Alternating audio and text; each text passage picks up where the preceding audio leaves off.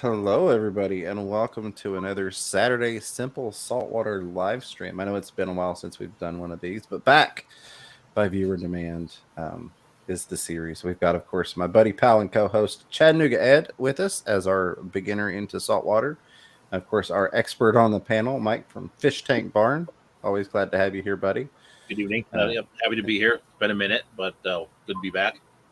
Absolutely. It's always a good time. And then of course, myself is the intermediate saltwater fish keeper person guy up here. We are, of course, taking your questions and comments live on the air. If you would address those with an @ symbol in front of Fish Room Fever, either before or after your question or comment, it does highlight for me on my screen and make it easier for me to pick those out. We try and spot everything that pops up in the chat for us. Before we start out, a huge thank you to Sean Chadwick throwing that $3 super sticker out there with the thumbs up fist bump pair. Appreciate you very, very much, Sean. I hope you're doing well, and always a pleasure to see you, my friend. Thank you for the love and support to start off the show. So one thing I guess I wanted to talk a little bit about tonight while we let your questions and things roll into the chat is how bigger is better. This one's for you ladies out there. Where's Patty at? Patty's Petite Tanks. She's always got a comment. Some of the reasons why we do recommend starting out with a bigger tank, particularly when it comes to saltwater tanks. One of the many reasons, of course, that we've talked about quite a few times in this series is because of problem dilution, as I like to call it.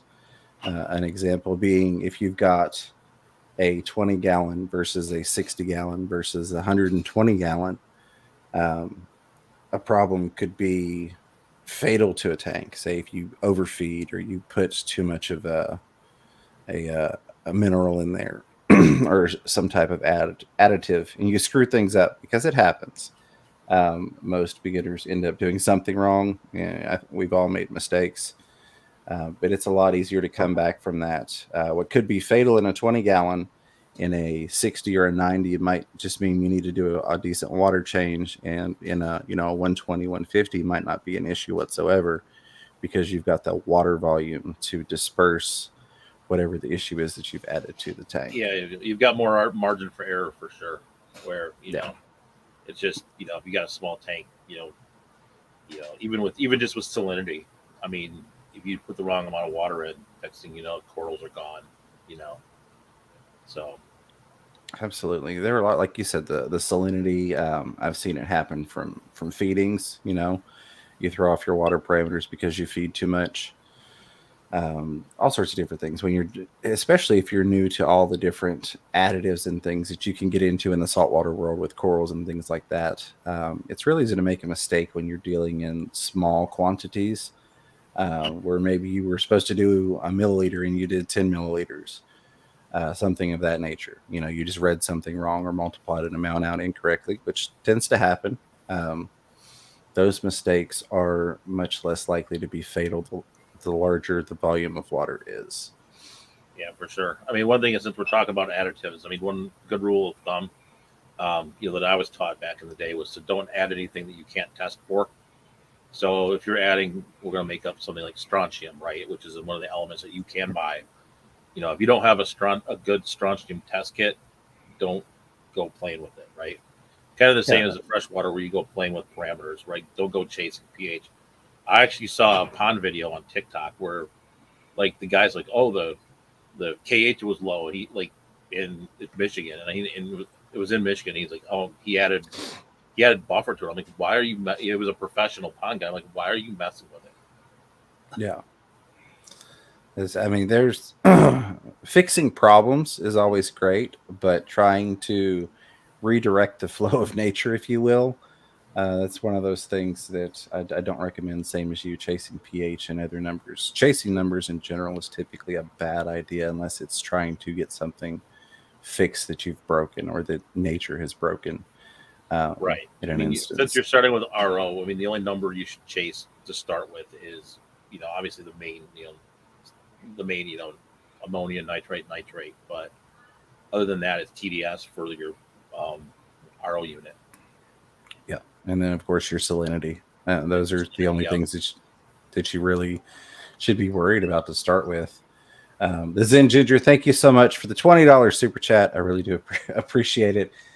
Zen says, happy birthday, superstar. Love you bunches, homie. Keep up the good work. Hashtag Team Zebra. Thank you, Zen, so much for being the awesome supporter, friend, moderator, and member that you are. It is great. Right, it is Team's birthday day, so happy birthday. Thank you. I'm going to go have a cupcake after this. Not that I need one, but I'm going to go have one nonetheless. So, Garden of Eater, been a member for 2 months using that membership milestone super chat. Thank you so much, Grant. Says, happy birthday, James. Very much appreciated once again. It's been a nice one for me because I haven't had to do anything. I've just got to kind of hang out at the house with family and watch TV. And then we'll have cupcakes after this. So that's just how I like it. No fancy hoorahs or anything. No having to go out and do stuff. It's one of those funny things as a parent a lot of times, and I'm sure, Mike, you can relate. Your birthday turns into something for the kids to do. It's like, well, why don't we take the kids to the zoo for your birthday? And it's like, well, if it was for my birthday, could I just stay home and edit videos or something? Well, you know. Thankfully, my birthday is in January, and January in Michigan, you don't really want to do much. Yeah. which made it crap. We had this conversation with my daughter, and it's like having like a winter birthday is like the worst. Like if you live in a northern state, you can't have the summer kids got the outside birthday party with all the water and all the stuff, and it's like we're gonna go with grandma to the buffet place. I had not really thought of that given the climate that I'm in, but that makes perfect sense. I could understand that. My oldest son's birthday is in April. So in Tennessee, that's one of those, we've had birthdays where there's snow on the ground and we've planned to go to the park and do something there. And he's had some birthdays that are rather hot. So I can kind of relate to the early birthday thing just from the years where it has been too cold to do anything for his birthday. I will say, though, that in Michigan, it was 65 degrees one time on my birthday. Oh, wow. Once. That you get some rare things like that. I had one time growing up in Florida, and we will get back to the why bigger is better. Here in a second. We digress a lot for those of you that aren't aware, but that's what happens when we get together.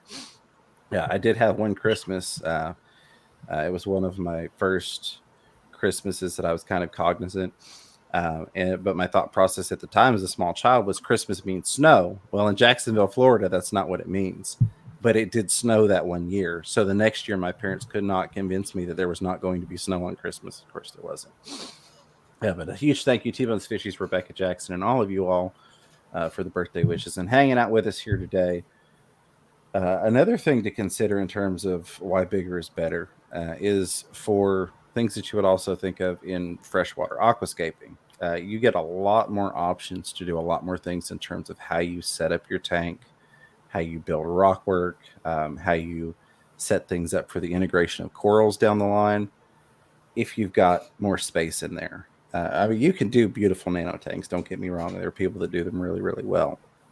But especially for somebody that's a beginner that's trying to do simple saltwater, if you've got a 75-gallon tank, that gives you a lot of room to build rock work and kind of have some trial and error and realize what works and what doesn't, particularly in a saltscape, and build some nice little, even fish-specific areas, thinking ahead, going, okay, I want to buy this fish. This is the type of, maybe like this particular fish likes a lot of cave systems in its habitat.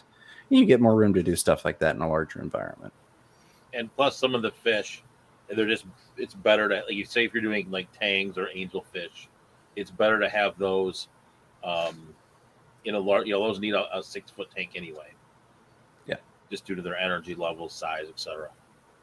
Absolutely. And that's another factor, not just for the tangs, like you mentioned, which definitely need more room, but just a kind of a general recommendation that I've seen throughout the years, kind of one of those it is what it is things, is oftentimes it is recommended you have more volume per fish when it comes to saltwater fish. And I think part of that just may be because of the vastness.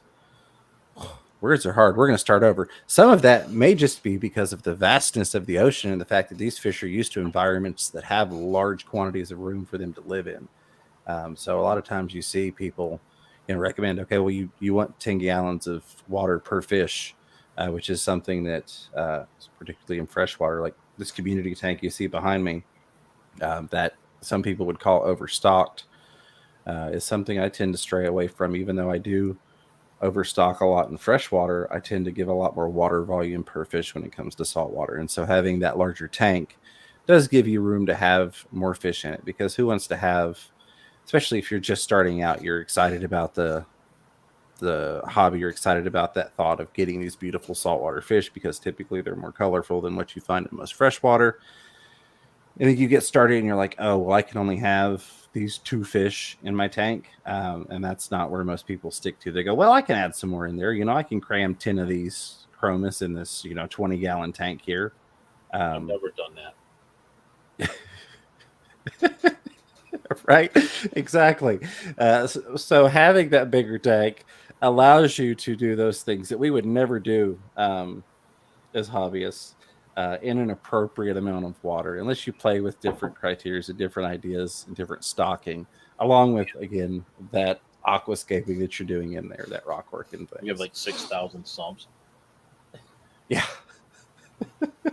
Like, I'm just adding on sumps for water volume so I can try and keep up with the fish I've put in this thing. Oh, there was a guy who literally, he was kind of like one of my mentors in the hobby at one point, where he had upstairs, he had like it was like a 215-gallon tank.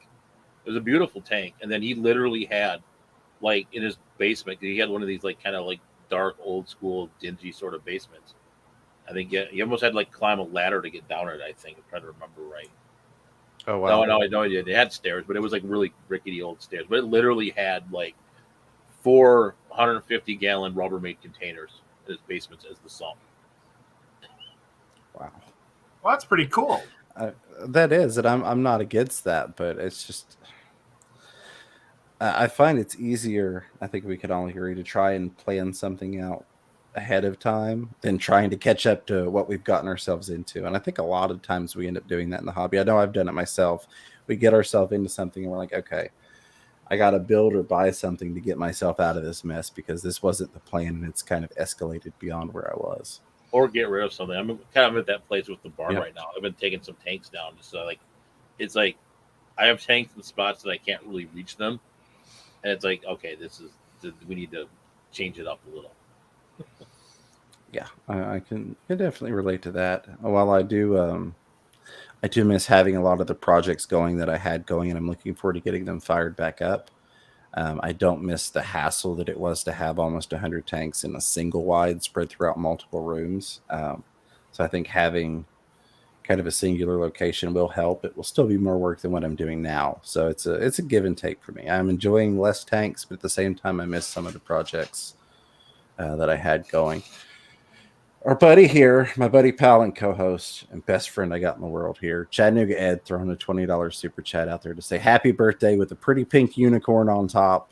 Ed, thanks, my friend. I really do appreciate you, not just for the super chat, but for being my best friend. I appreciate you, buddy. Well, if I was there, I'd take you out to eat. Well, I'll just take you out another time. There we go. Absolutely. Well, we'll do that when you get healed up. That'll be my my request is you take care of yourself. You get healed up, and then you and I can get back to having some fun together. T-Bones Fishy's also throwing a $10 super chat out there. Thank you so much, T-Bones. G'day.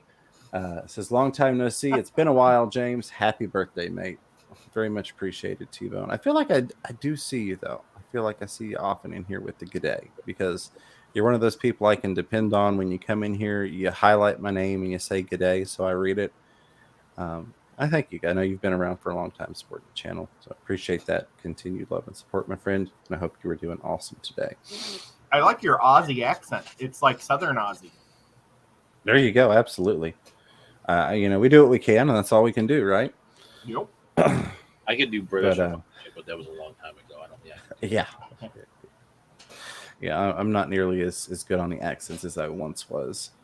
Another reason that I find can be one of the most beneficial even reasons to go bigger from the beginning is I want all of you all to think, even if you've not done saltwater, most people here have done freshwater, and you've done multiple freshwater setups.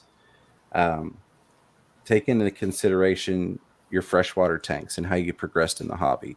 Most of us probably started out with, one tank. Most of us probably didn't go out and buy 8 or 10 tanks all at the same time and set them up. You set up that tank and then you're like, well, I want more. I want bigger. I want to upgrade. I'm moving into a 55 and now I'm moving into a 75. And that tends to be, I don't remember the exact numbers, but looking at the statistics of the percentages on it, most people that are successful with a smaller saltwater tank tend to upgrade and spend more money doing an upgrade into a larger tank within the first, I think it's like 18 months. So if you're planning on being successful, which I'm sure none of us are planning to fail, even if we don't get it right, that doesn't mean we can't be successful. We learn our way through it and we make changes. It's a great way to save on having to invest even further money by just starting out with a bigger tank, because the numbers tell us if you're successful, which I hope you're successful, and I think you should plan to be, chances are you're going to end up spending that extra money within the next 2 years to get that bigger tank that you probably should have just started with anyways. So now, the one thing though, I will make an argument for the smaller tanks is that once you get into the bigger tanks, the cost it grows exponentially, right? When you start buying lights and skimmers, and that's the one thing that does kind of happen. it does, and I will give you that, but I will play devil's advocate here, and I will say if you've already bought, if you're doing those things anyways, so now I've bought lighting and a skimmer and a sump for a 29 gallon. Those things are oftentimes, especially if I'm scaling to a 75, probably not going to add up to what I need to use in that 75. So I've kind of Double bought. Throwing that money aside. Yeah. And so it's like, well, now I've got to buy a bigger skimmer. I've got to buy a bigger Fair. light. Fair. I don't disagree with you. Just playing devil's advocate. No. That's a fair point though, because it's one of those things where it's kind of funny where, like when I was setting up my 180, I started realizing, oh crap, I forgot how much lights were. Right. I thankfully had the skimmer, but when I did my 180, it was like, oh, yeah, it's like, shoot, I forgot the lights were like $300 a piece. Absolutely. Or more. Oh, and I would dare say that it's also almost a challenge in a way to see if it's something that you should have in your hobby or in your life. It can be expensive, and even though I've always been a proponent of do-it-yourself things and going the most low-cost route possible to make it more accessible to everybody. I find that if it's one of those things that, well, I can barely afford to get into a 20-gallon, it may not be the hobby for you, just because oftentimes problems are more expensive. You may run into an issue and you don't have the money to fix that issue like you would like to do. So if you go into it and you've had to kind of foot, I don't want to say an expensive, but a reasonable bill in terms of saltwater, you've had to put that investment into it. And you're going into it actually feeling it out of pocket, so to speak, going, okay, this is going to cost me some money, but I'm prepared to do it and I'm able to do it. It kind of gives you that realization, that actualization of that moment of, okay, this is going to cost me some money if I want to do it. Am I prepared to foot that bill? Sure. Again, that's me playing devil's advocate. And I could also flip to the other side and say, you don't have to go expensive. You can use cheap lights and stuff. I will say lighting has gotten immensely cheaper over the past 10, 15 years.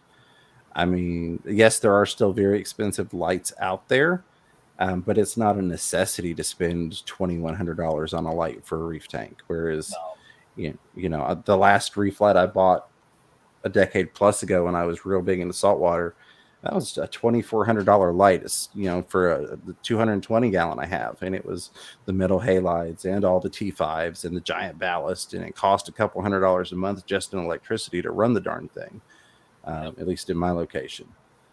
No, for sure. Yeah, LEDs have made life so much easier. Plus, now versus back in the day, we've talked about this before, temperature, and this is another reason why, kind of fitting in with overfeeding and stuff, bigger is kind of easier to manage, and I'll play into that in a minute. But now you actually have to look at heating your saltwater tank oftentimes, whereas back in the day we were always worried about cooling our tanks because of the lights, because there was so much heat coming off of those expensive lights, you had to try and get your water cool enough. And now you actually have to warm your water up because our lights aren't doing that to the water.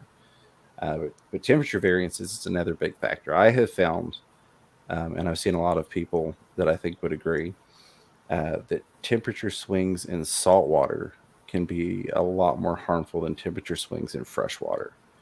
Even just indoor variances as your, daytime to nighttime temperature in your house, depending upon your climate. Trying to, having that larger body of water, assuming that you're using the appropriate amount of quote equipment and wattage to maintain the temperature. It takes more time for 150 gallons of water to drop by a degree or raise by a degree than it does for 10 gallons, 20 gallons, whatnot. It's almost security during power outages too. I mean, I've had to absolutely survive on a reef tank during a power outage without, and I got a lot of it through it. Not everything, but I got a lot of it through the worst of it. But still, I mean, there was blankets and hot water bottles, but it's better if you're in that situation with a power outage to have a bigger tank for sure. Absolutely, 100%. And I like what Scotty, the fish freak, is saying here. Scotty, it's good to see you. Says, I have found the key to having an inexpensive, low maintenance salt tank is lots of live rock and lower stocking. I've made some beautiful setups with this method for little money. And you're absolutely right. And what I would equate that to for freshwater people is having a very densely planted tank with a low stocking level. You can get by with a lot less filtration and a lot less have-tos because you're going more with that high level of internal natural filtration, biological filtration, which you're doing with rock in the saltwater case that you will be doing with a lot of plant life in a freshwater tank, and then keeping a lower biological load on it by having a lower stocking, having less fish in it, less waste in it, allows you to maintain things on a simpler level. 100%. Yeah, I mean, honestly, I still what I think would tell someone is to start out with a fowler too. Let it, obviously research the fish because if you want to turn it into a reef, then it could turn bad on you. But research the fish, and then, you can start out with a fowler for a year, let the tank get seasoned, and then it would be really, then you can switch it to a reef once you've got some experience under your belt too. Definitely. Absolutely. And I'm going to grab Alice's question too. Go right ahead. Yeah, so the corals, work the same as plants, so they take bad stuff. They kind of do. I mean, corals are animals, so they will take nutrients out of the water column. That's generally how they eat. So if you see like a close-up picture, maybe like the one behind my head, it's not a real good example of it, but they do have little fine filaments that they do filter feed out of the water. So they're not plants per se, but they do take up some nutrients out of the system. You can't do like the Lucas Brett saltwater tank with no filtration and just have corals in it.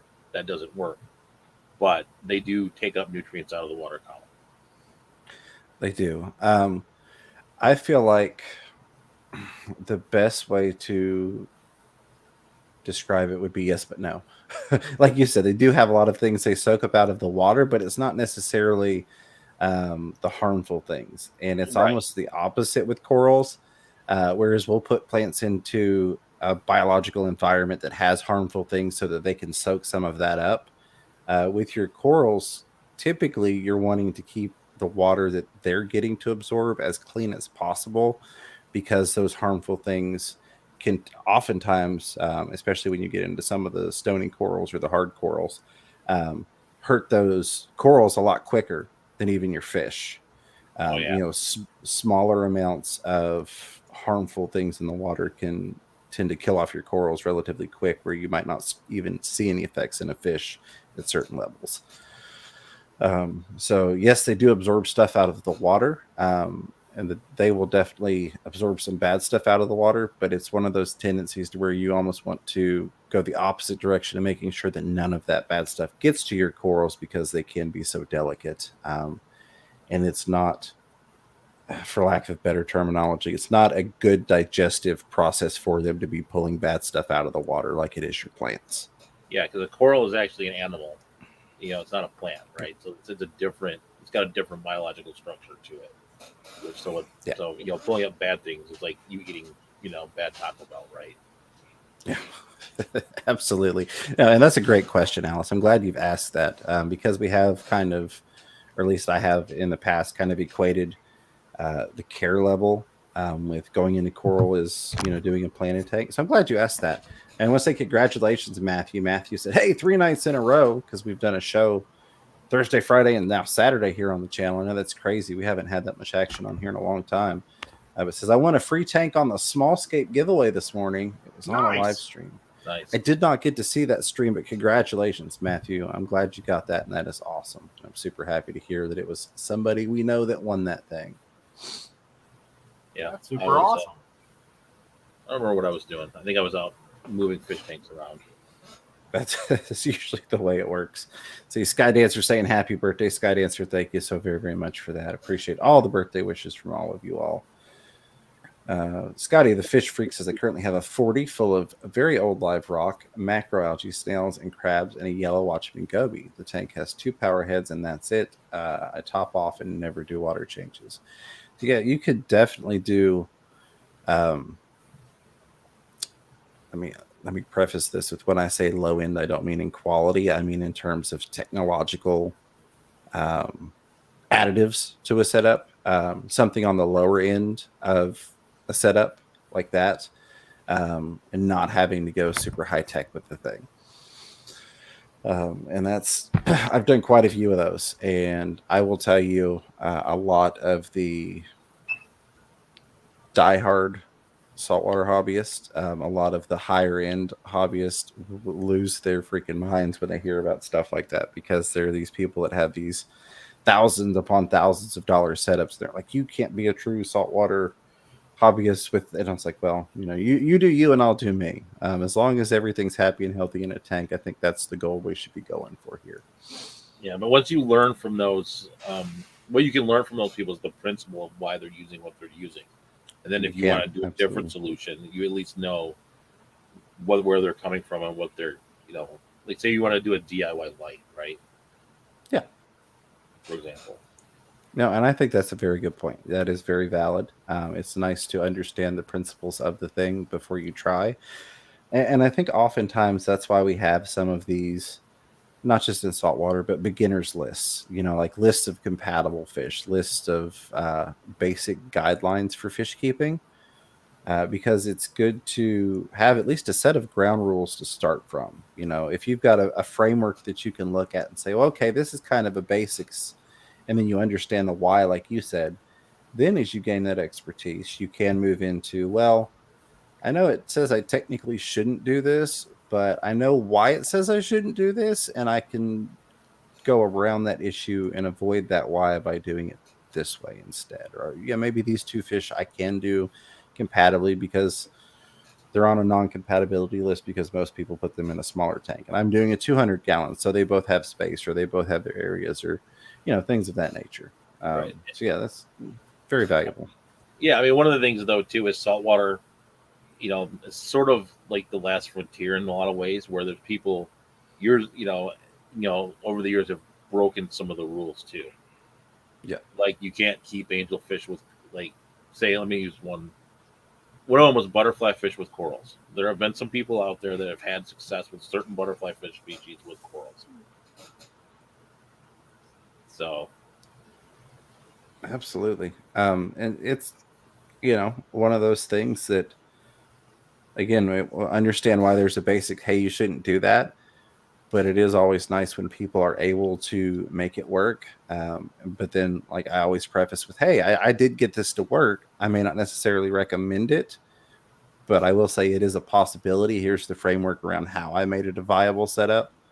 And maybe you can try it if you want to, but, understand that there's a reason why they say in the norm not to do X, or you get this outcome. so Alishon has a question. So he wants to discuss zooxanthellae in coral nutrition. So what that is, it's basically like a cell that's in the coral, and it does sort of act like a plant, where it does absorb, it does go through photosynthesis, and it does help feed the coral. So that's what zooxanthellae is. Took me a second to remember that answer. I was like, crap, what does that do? Yeah, that's one of those things we kind of touched on before the stream. It's like, well, I know that this is a thing, but it's been so many years since I learned it. I don't necessarily remember the why I had sometimes. to go dig deep for that for a minute. Right. Well, I'm glad you did. That was a good question. Good question. So I Yeah. think Greg D's got one too. Do all Yeah. saltwater tanks filter with sumps, or can you use a hang on back or external? Um, a lot of people use sumps just for the benefits of being able to hide equipment. It gives you more water volume. So when we talked earlier about having a larger tank, I talked about the guy who had the 4 sumps. So he had literally 600 gallons of water for his 225-gallon tank. So that just further allows you to make more mistakes, right? Yes. Yeah. Those are two of the main factors, like you mentioned, were the water volume and someplace to hide all of the equipment. And I do use, actually, on my tank right now, I do have 2 Title 110s, but I use them more as like a water polisher and for flow than I would for like a biological filter. Absolutely. So oftentimes, and the answer is yes, you can do hang on backs, and you can do external like canisters, and you even see a lot of times. Um, I've seen recommendations for canisters and setting up tanks on different saltwater sites and things of that nature. But you definitely can use other methods of filtration besides sumps. But as Mike alluded to, one of the big benefits of sumps is A, the water volume addition to that overall system, and B, the ability to hide things down there. You can get, your almost a thermometer down there. You can get your heater down there. You can get your protein skimmer down there. You can get that stuff kind of out of sight, because I do find that is on the saltwater side of things, especially going into the coral tanks. Display is everything. I mean, a lot of times that's why people want the tanks, is not even so much for the enjoyment of the animal life, if you will, but it's because the almost artwork style beauty of the thing. They want it to be a display piece. And I've seen people that have spent tens of thousands of dollars to make it their own personalized piece of art, more than it is even a living creature that they interact with. I mean, and then you get into certain people, right? A lot of people are more, wave coral focused, right? Almost like Yeah. plant guys. The same. It's almost the same person, right? Where a lot of people in saltwater are very, very coral focused, and fish are kind of there. I'm very different, which is why sometimes I'm not the best reefer, because I'm very much like, I like the fish, right? I'm a fish Yeah. guy, and the corals are sort of their nice decoration, They're, but yeah, it's a lot of people do go to that coral side, and it's very much like high end aquascaping. It's the coral placement, making sure you don't shade this coral versus that coral. So it does you can go pretty far in the rabbit hole. Absolutely. And one of the things like you spoke to earlier, starting with a Fowler, fish only with live rock tank, starting with that Fowler tank, if you've got a 75 or a 125 and you start out with that just live rock and fish in there, of course, that gives you the opportunity to get to familiarize yourself with saltwater and things you need to learn. But it also gives you a chance to be able to move things around and adjust in ways that you may not be able to do if you're already stocking corals and things in there. So you could sit and look at this thing, maybe over the course of 6 months, you're like, well, I could take this rock and I could build this framework with it. Or, I know that now I really have researched and I decided I wanted to do this type of coral, and it needs to be kind of in this portion of the tank based upon the lights that I have. You can build your rock work structure around it. Not only that, but you're giving that live rock that you've got in there a good chance to get seated and established for your biological filtration before you're getting the corals in there. That way you really have a baseline, a good structure of biological filtration before you're getting some of the more delicate things into the water. Yeah, Alice B's got Yeah. another awesome question. Sorry, go ahead. Oh, go ahead. I was just say, Alice B said, "Do all beginner corals need feeding coral food, or is light enough?" Um, I'm going to tell you the official answer. That I'm going to tell you what I do. The official answer is yes. You should feed them. They are animals. I've usually been able to get away with light. Even this is behind me is one of my old tanks here. I mean, I very rarely ever fed it, and it still did okay. Wow. So So I go similar with what you're saying. And I would kind of preface it with the terminology where she said beginner corals.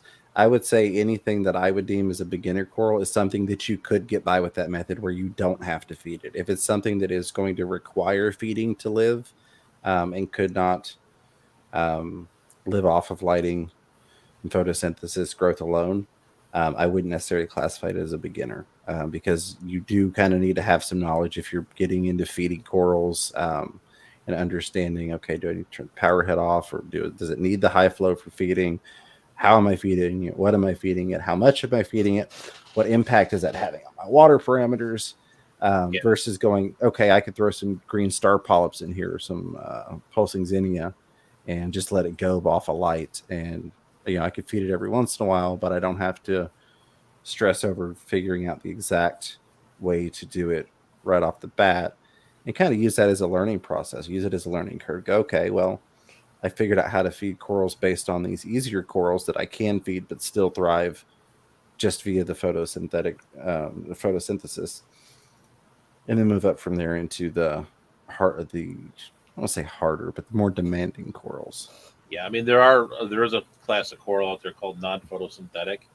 Actually, Mhm. Ed, you and I looked at one of the Aquacella Chicago, where they literally people will set up like these elaborate auto dosers to feed because they don't have the Duzentheli, and so you do have to feed them kind of constantly. They're like filter feeders, and this is where you've got people cutting open refrigerators and doing that kind of stuff Yeah. to feed these. But most corals that you're going to look into, you can get away. I mean, I didn't feed these SPFs up here, but I would say do the research on the type of coral you're buying, and then that will kind of answer your question. Absolutely. Well, I've got a question. Okay, I've got everything to set up my tank. I've bought everything and I am prepared. I've even got the live sand. What is the first thing because like with a freshwater tank, the first thing I do is I plant it and I stick an old sponge filter in there and I leave it for 2 weeks. What am I, at least 2 weeks? Sometimes I really let the roots sink in. But what do I do with saltwater? Do I just go right out and put a fish in it or put a coral in it? Um, the old school way to do it was to buy like a damselfish and put a damselfish in there, but that's not the most, let's say, That's like the old nicest way thing. of doing Ethical? ammonia. Yes, Cycle. exactly. Yeah. You would set the tank up, but don't put a coral in it, right? You would get Yeah. water running through it, and then you would do almost like add an ammonia source, either like a shrimp or use live rock even, and just add some source of ammonia, or even feed the tank every few days or so. And that's how you would set up your cycle. And then you could use like a Fritz Zyme. I think it's 9. I Mhm. believe you could use something like that. Now, is it going to kill my live sand that I have already to put in them? And No. Okay. yeah. So what you actually have to worry about is if you put the live sand in there, and then you're not adding some sort of, Right. feeding the fake fish as we call it, or the shrimp, you're not adding the ammonia in there. You do have to worry about, just like you would in freshwater, your beneficial bacteria not having a food source. So kind of think of like if you took your sponge filter and put it into a tank and it had absolutely nothing going on. It was a sterile environment where you weren't getting any type of pollutants into the water. That beneficial bacteria is going to start to die off because it's not got the food source required. Gotcha. So think of it kind of in the same terms there. So I'm going Um, to probably plan on buying 2 cheap shrimp and throw them in No, there. I meant dead shrimp. By the way, let me Oh. clarify that.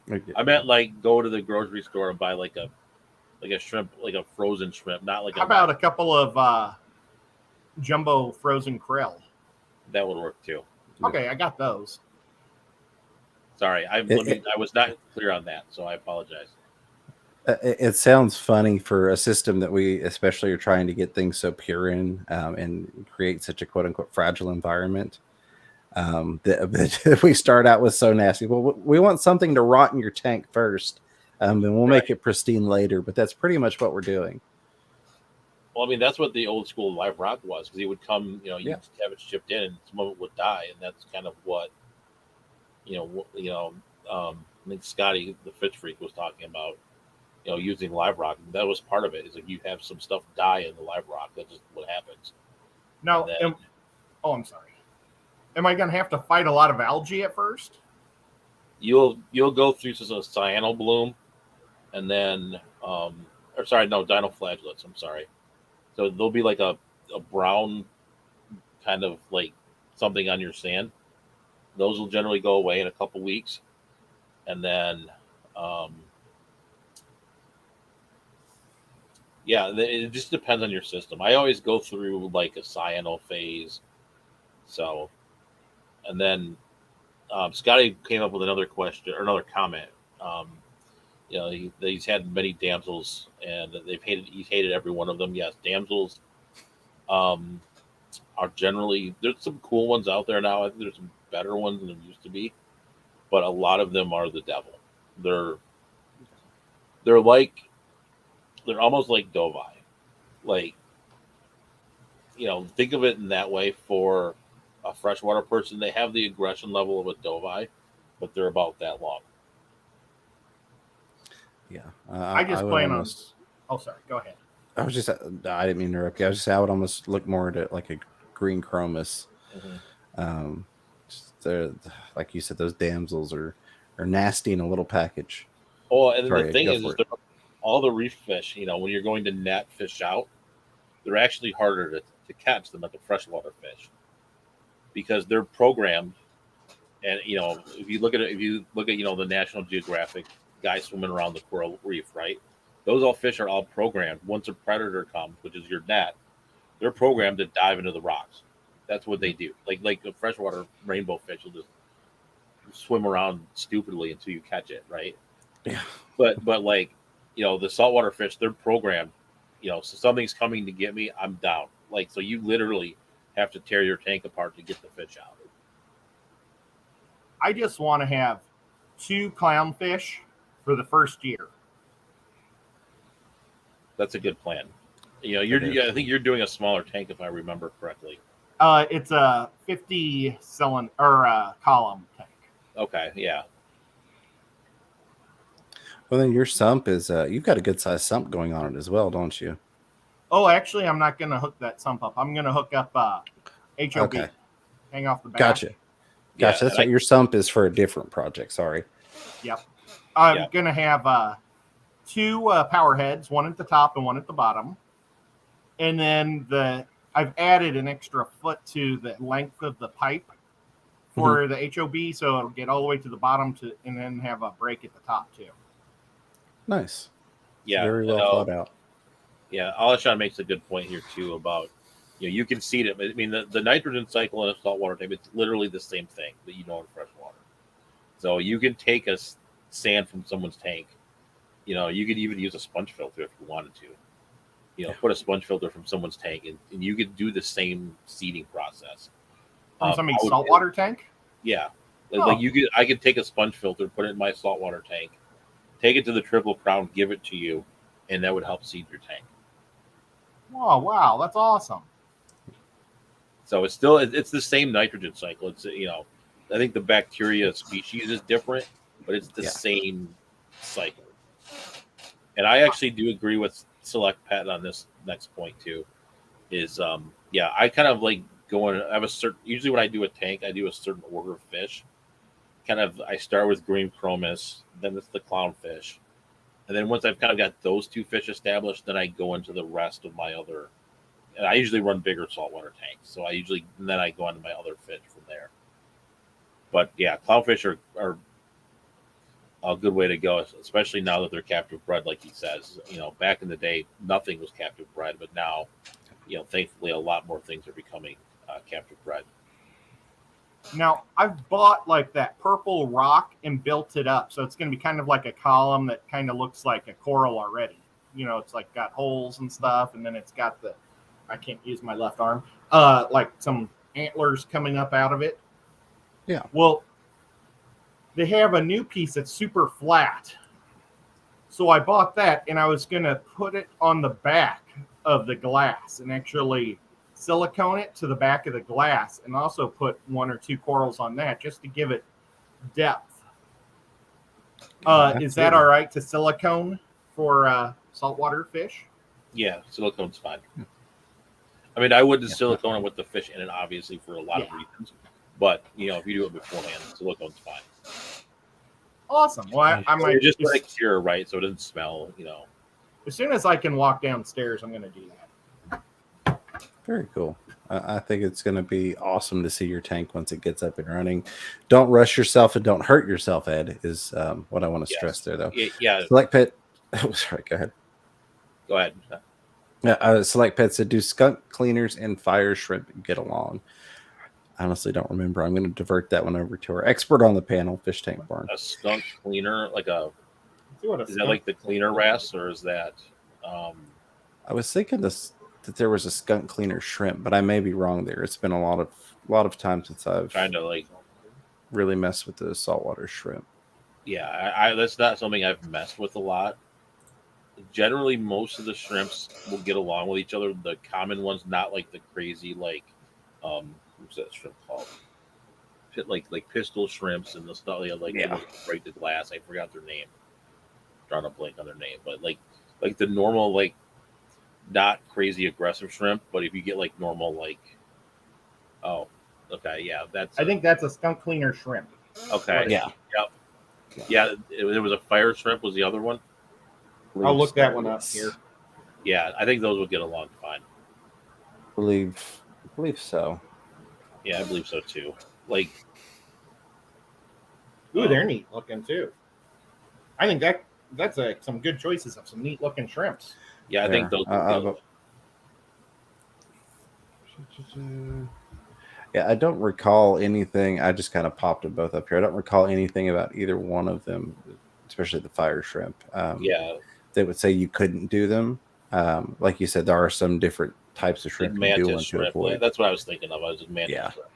Yeah, those are a different breed of animal. Now, how about?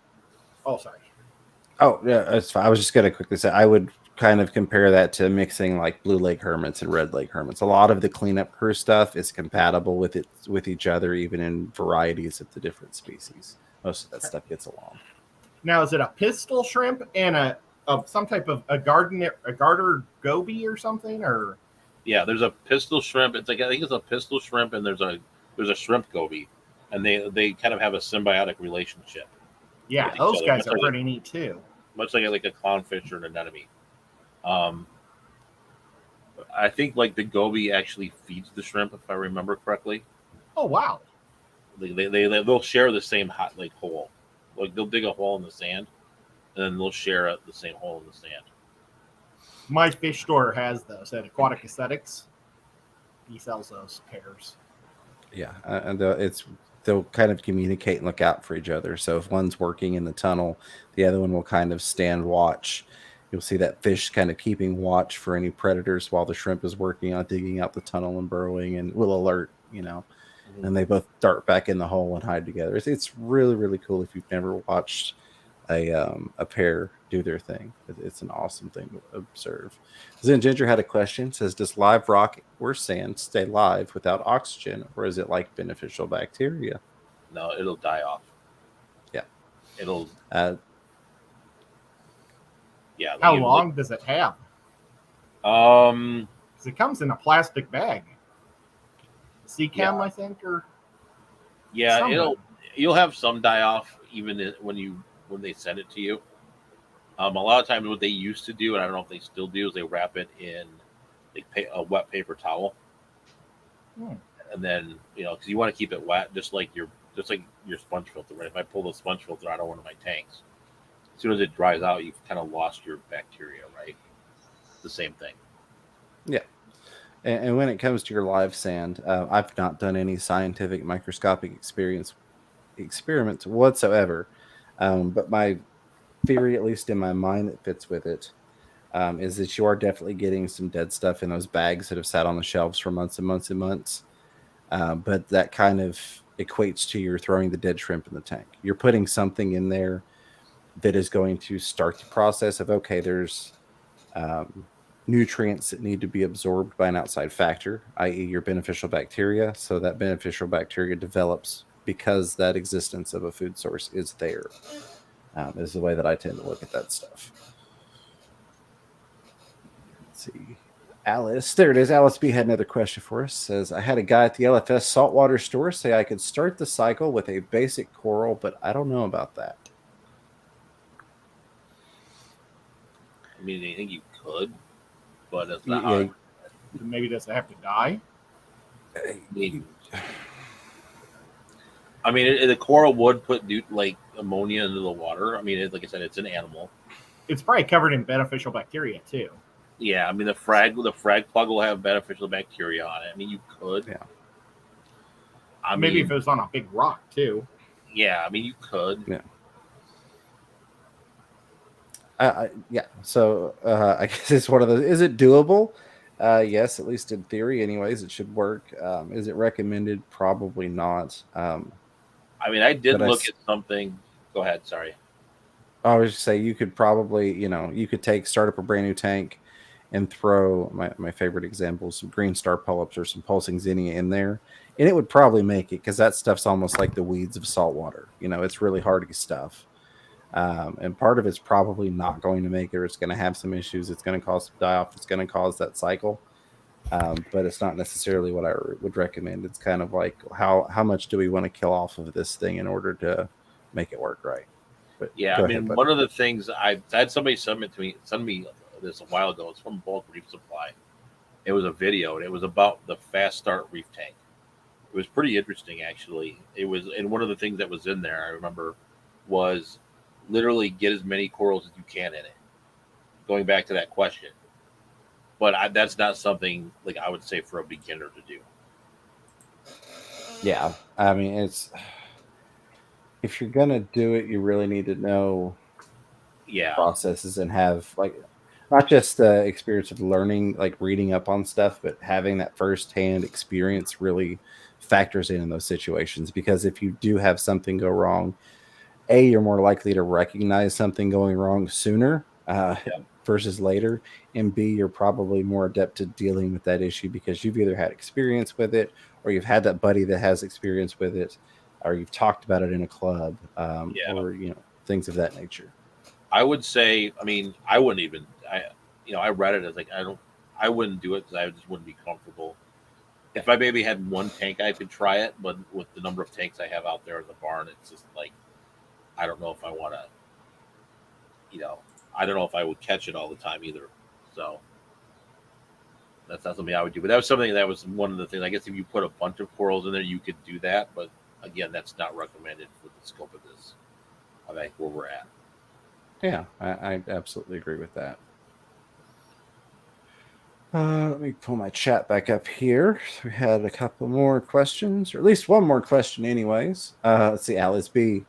Alice, love you for all the questions, giving us this content that we can throw out to you all, and keeping us from rambling on about holidays and the weather.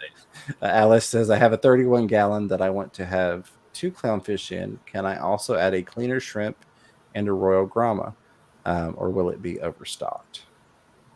I would say generally you're probably okay with that.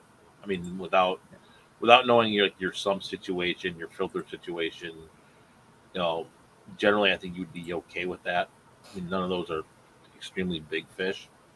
One thing to remember with clownfish is even though, just they are damsels. I mean, they're in the same family as damselfish, so they are a little aggressive. But the royal grommet and the clownfish really wouldn't compete that much for territory per se. The royal grommas will kind of go in and out of the rocks into the tight spaces and stuff like that. Do I need to get a what are those called? An anemone for my clownfish? If I No, I would tell you actually did not get one. Okay, good. Because anemones are they need a lot of light, and then you actually do have to feed them as well.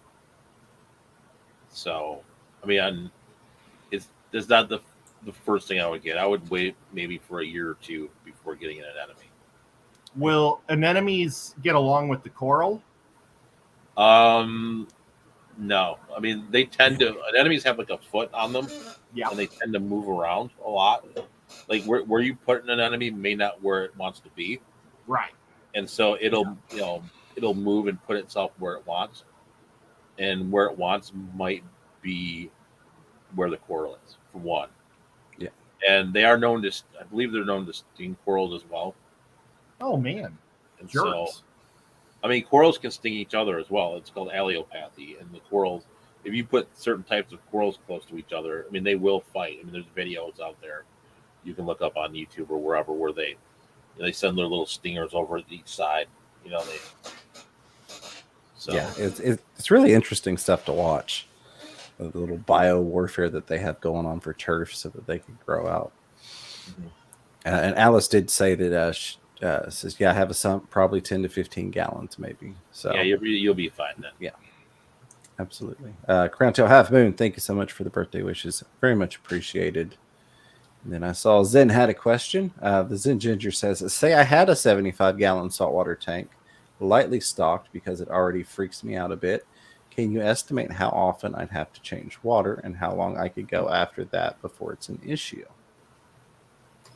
It depends on your system. Like if you're doing weekly water changes, then Sorry, I was doing a pom pom crab. oh, okay. I was waiting if there was like some sort of signal. Am I like, do I have like a big green thing coming out of my head or something? No, I'm so sorry. I shouldn't have done that. Let me see. Oh, 75 gallon. Hold on. Let me go back to the question. Water 75. change. All right. Yeah. So it depends on your, like, I don't really do water changes in my system very often at all. But if your system is used to doing water changes every single week and then you don't do it, your system will have to adjust to it. It's like an ecosystem, right?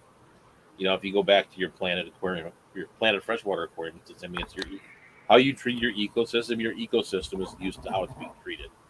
So if you keep water changing and then stop, you'll change the ecosystem, and the ecosystem will have to adjust. That adjustment may mean different things, right? Yeah, So absolutely. it's Given that it's, I'm sorry, go ahead. so I mean I can't really give you an answer of how often the water change because everyone sets it up differently. Like I Right. don't ever do water changes, but some other people I probably should do like a few. My tank kind of needs it, but it depends on what your tank needs are, how your system's running. I mean, it's all of those things. Right. But so to theorize, she could, since it's still a hypothetical tank and isn't in existence, she could set it up from the beginning, very heavy in live rock for a lot of biological filtration, very low in stocking, and with a very minimal water change schedule. I guess to rephrase the question theoretically, if you set it up with the intent from the beginning and did it properly, could you set up a saltwater tank lightly stocked with a lot of rock that you only had to change once a month? Yes. There you go. I agree, 100%. So yeah, you could definitely do it. But like Mike said, you don't want to make a change from. Don't take us saying that as going, oh well, I've been changing water twice a week or once a week, and I'm only going to go to a month. If you were going to adjust a water change schedule, do it over time. And even though all three of us, I think pretty much all are on the same basis of we don't really test water a ton, that's definitely an instance that I am an advocate for lots of water testing is when you're doing changes like that or when you're first setting it up. When you first set up this theoretical 75 with just a couple fish and you're trying to see how far out you can get without water changes, just like I would tell somebody in freshwater, well, test once a week or test twice a week to start with and see where are your parameters, what are they rising to? And that gives you a baseline of, well, I know in this particular tank, the way I have it established and set up, it allows me to go 3 weeks without a water change, or 2 weeks without a water change. And then from the test levels what you're able to get by with. And yeah, we've got the strips Now, there. will these strips also work with saltwater? I don't know because Corey didn't test it. I asked him. I think I did ask him actually. Yeah. And I You know what? I should actually test it because I have the other strips. I have the Tetra ones that do work with salt. Look at how many you get. That's a bajillion compared to what you get from the API group.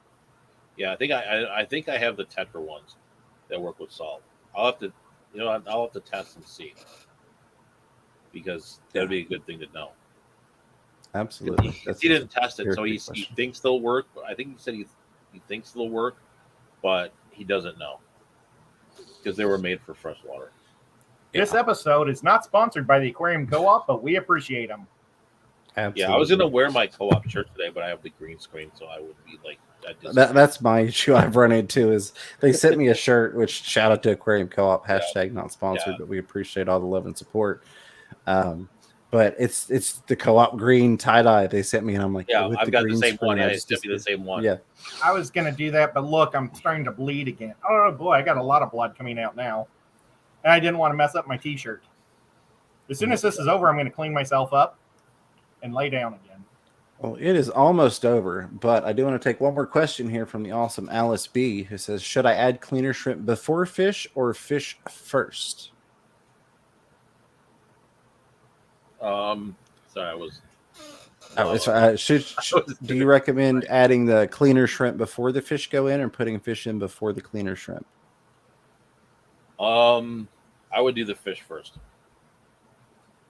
just because I think the fish are a little hardier. That makes sense. I was about to ask you to tell me why on that. I think in the past I've done that in reverse, and only because my thought process is my fish, fresh or salt, tend to get in the habit of something new just went in the water, it's food. And I have found it less likely that new little crustaceans get eaten by fish if they're already in the tank versus them hitting the surface. Not that it doesn't work. Obviously, it does work to add shrimp after the fact. But that's very good reasoning as to why to add them in later, especially if you are still brand new and things might not be as stable. And those shrimp too are big enough generally that the fish won't eat them. Like if you're talking with clownfish and royal brahmas. I mean, one thing you can always do, and I do this with adding new fish anyway, is rearrange the rock work a little bit if you can, create some confusion. Just maybe even feed and then add them at the same time too. I've done that as well.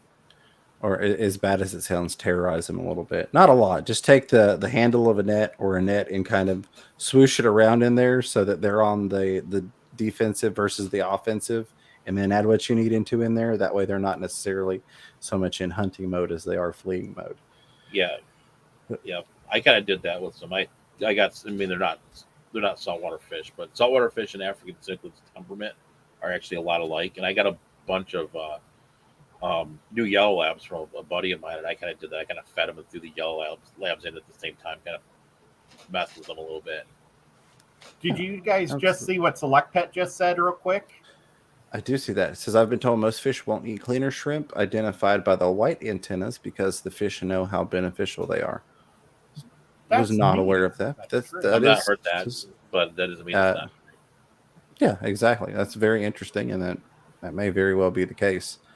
And that is very cool. I'm going to have to check that out, Select Pet. I appreciate you sharing that with us. Definitely. On that note, it has been our 1 hour talking simple saltwater. Chattanooga Ed, Fish Tank Barn. I appreciate both of you all hanging out. Those of you all that aren't familiar with these two gentlemen, be sure you check out their channels. Links are in the chat. Any final thoughts or closing words for tonight? Nope, it's good to be back in the saddle doing this again for sure. And just do your research, get as much information as you can. Yeah, I hope we get an opportunity to do this more often. It's been a bummer not doing one for such a long time. And also, happy birthday, James. Thank you so much, Ed. Yeah, And it's partially my fault because my daughter was doing volleyball, so that's kind of over now for a while. So we can do it. My schedule my weekend schedule is pretty decent up until wintertime again. So if she does club volleyball again, it kind of starts January-ish. So nice. Well, I will on Friday, hopefully I get cleared that I can start going downstairs and driving again. So maybe I can set up my tank in the next week or so. Very cool. We'll look forward to that. Again, thanks both of you gentlemen for hanging out today. Thank you everyone for the birthday wishes. A huge thank you to all the moderators, members, lurkers, listeners, super chatters, contributors, questioners, commentators, and of course the replay crew. I love you guys. Until next time, keep your fish healthy, keep yourselves healthy. Don't be afraid to catch yourself a little